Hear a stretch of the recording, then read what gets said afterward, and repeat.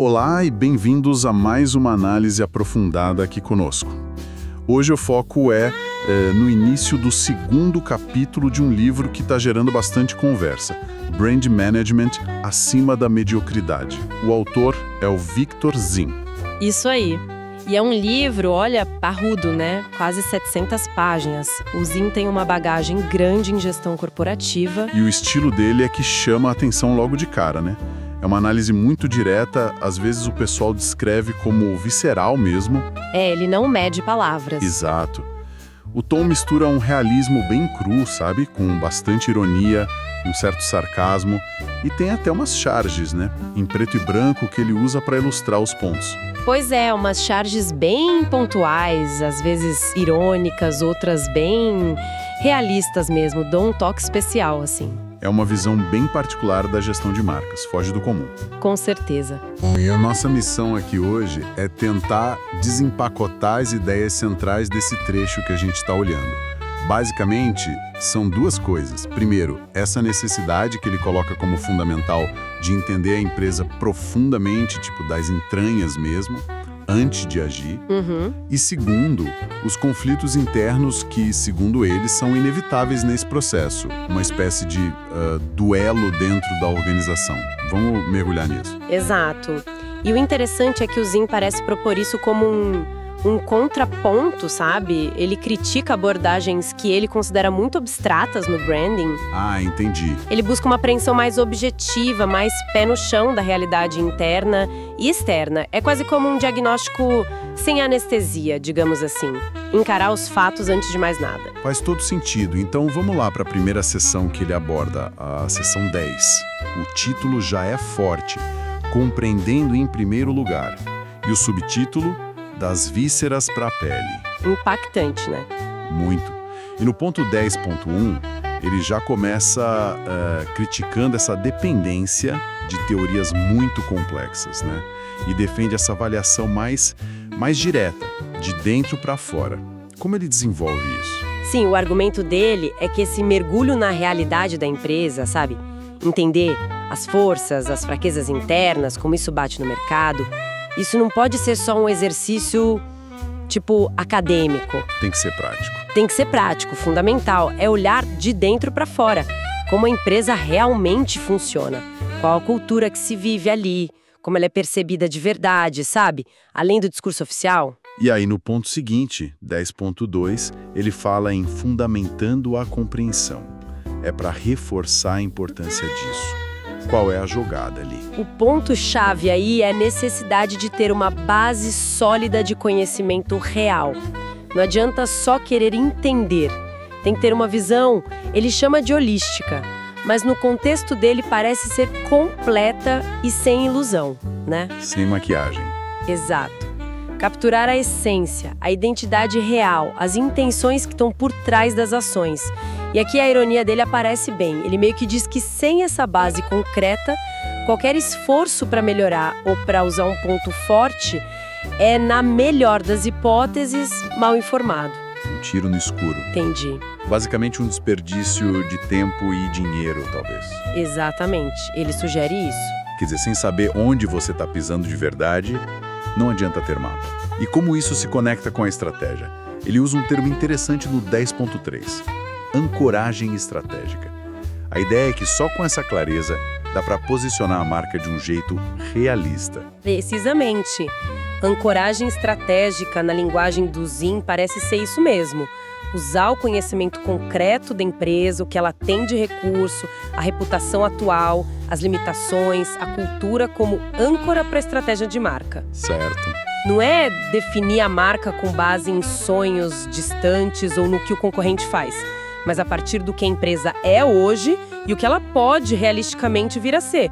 Só assim, ele argumenta, dá para criar e comunicar um valor que o mercado veja como autêntico, como crível. Essa ideia parece ser o centro de tudo para ele, né? No 10.4, ele chama essa compreensão de pilar central.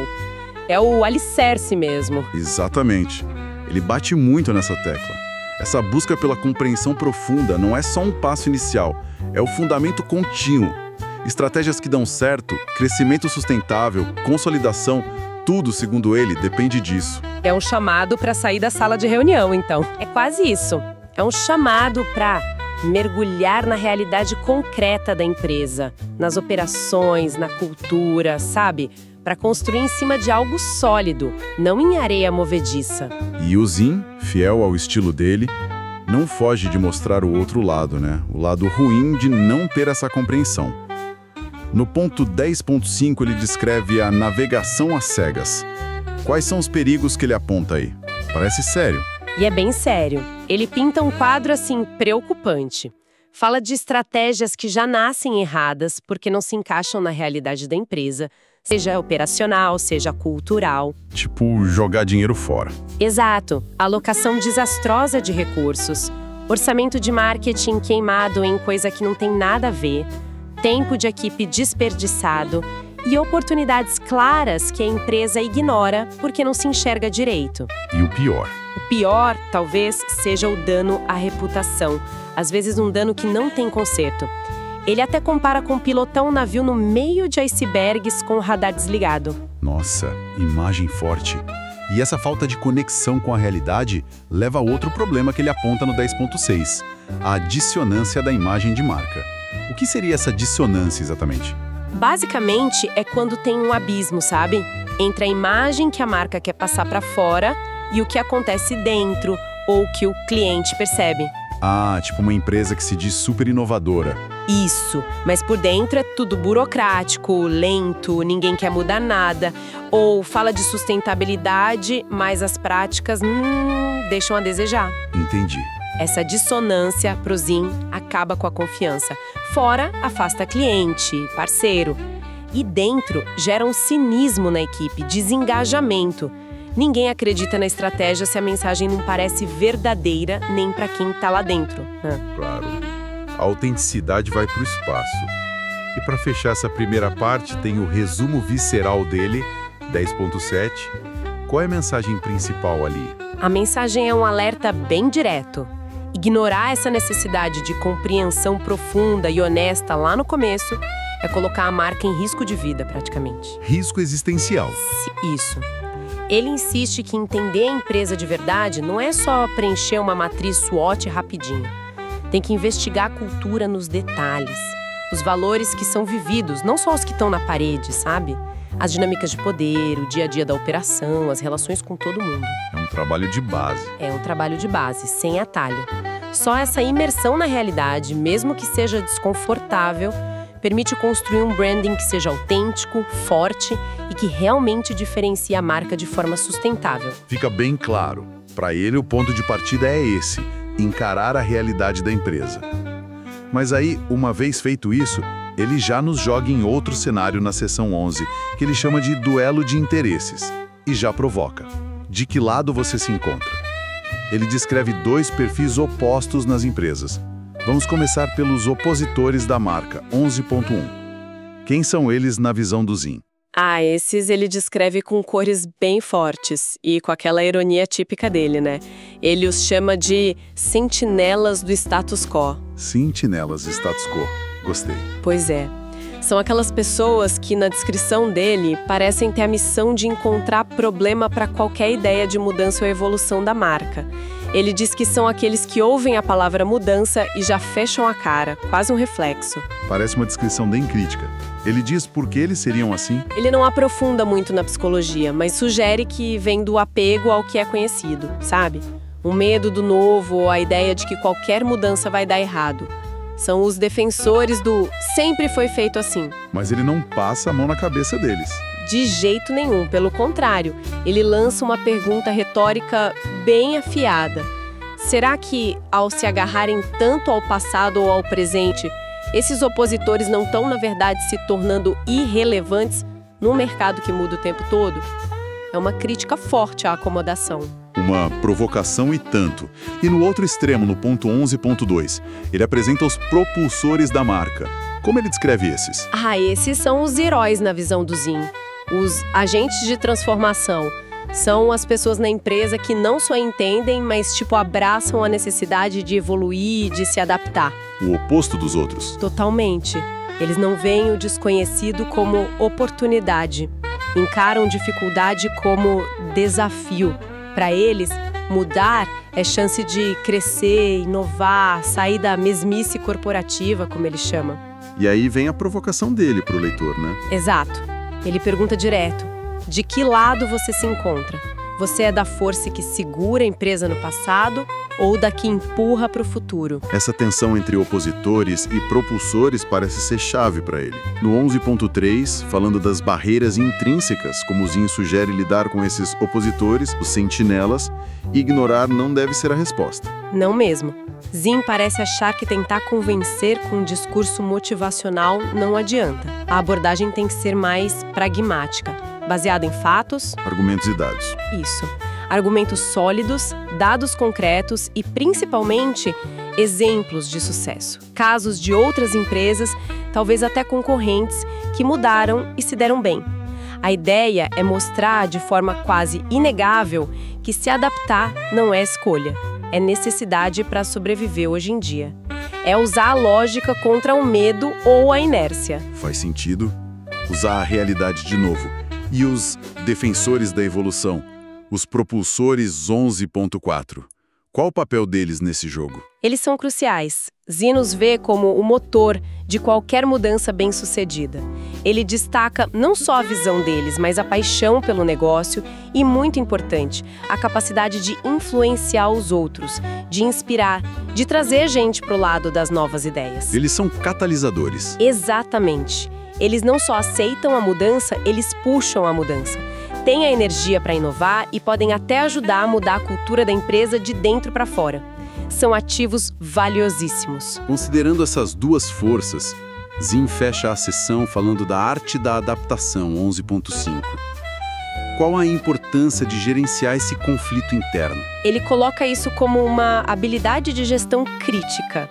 Talvez uma das mais importantes para branding e estratégia. Ignorar esse duelo de interesses, segundo ele, é furada. É como remar um barco que está vazando. Não vai a lugar nenhum. Exato. A capacidade de sacar quem são os opositores e os propulsores, entender por que agem assim e saber como lidar com eles, neutralizar a resistência de uns e turbinar a energia dos outros, é o que diferencia uma marca que evolui e cresce de uma que fica parada e acaba sendo engolida pelo mercado. E para fechar essa parte do duelo, vem o resumo visceral da sessão 11.6. O que ele reforça ali no estilo dele? Reforça, de novo, que gestão de marca não é para quem quer sossego, sabe? Exige coragem.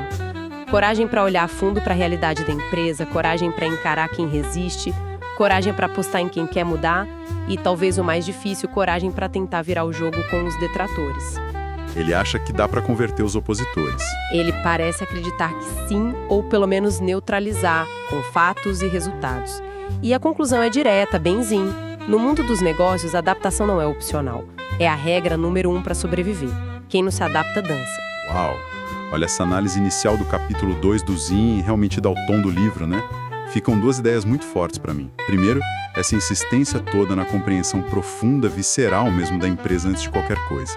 Sem isso, é jogar na sorte. Exatamente. É a base de tudo para ele. E a segunda ideia forte é esse reconhecimento do conflito interno como algo normal e esperado e que precisa ser gerenciado. Toda empresa vai ter os opositores e os propulsores. E fingir que não existe é um erro. Um erro estratégico grave na visão dele. Tem que identificar, entender e agir sobre essas forças. Isso tudo confirma o que a gente falou no começo sobre o estilo dele, né? A análise sem filtro, focada na realidade crua, que às vezes é desconfortável. As charges, a ironia, o sarcasmo, parece que servem para chacoalhar o leitor. Sem dúvida, parece uma forma de quebrar umas idealizações sobre o mundo corporativo, sobre branding. E a mensagem que fica desses trechos é clara. Para o Zinn, a capacidade de se adaptar, que nasce de um autoconhecimento real e da gestão dessas forças internas, não é só um extra. É condição básica para sobreviver e ter sucesso a longo prazo. Bom, para quem ficou intrigado com essa abordagem bem direta e provocadora, vale lembrar que exploramos só um pedacinho do capítulo 2 do livro Brand Management Acima da Mediocridade, do Victor Zinn. O livro todo, com aquelas quase 700 páginas de análise intensa, está disponível no site do autor, victorzin.com, e também na Amazon e pela editora Wiclap. E fica aqui uma provocação final, acho, construindo em cima dessa discussão sobre opositores e propulsores. Pensando nesses perfis que o Zinn descreve tão vividamente, como uma organização pode ir além de só identificar quem é quem? Como ela pode, de forma prática, sabe? Medir e, mais importante, cultivar ativamente essa mentalidade propulsora na sua cultura. Como fazer a adaptação virar algo contínuo, parte do DNA da empresa, e não só uma reação quando a água bate no pescoço. É uma pergunta complexa, né? Talvez para outra conversa.